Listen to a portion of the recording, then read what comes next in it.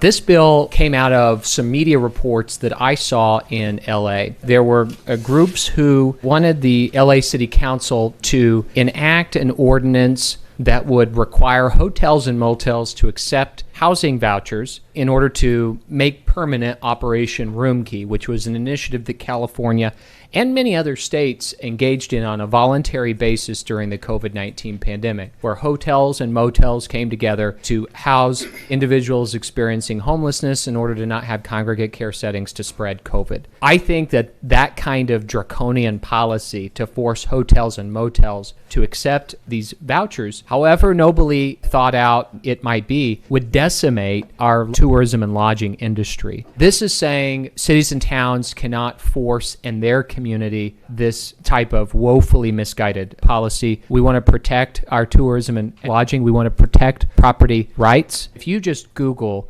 what this is, and you have hotel and motel owners saying that they were almost destroyed because of this policy. We have letters of support from the Arizona Lodging and Tourism Association, as well as the American Hotel and Lodging Association. This only applies to political subdivisions of the state, so counties, cities, or towns, not to sovereign tribal nations. We've seen a number of misguided California policies try to creep their way into our state, and I think this is one that is not welcome.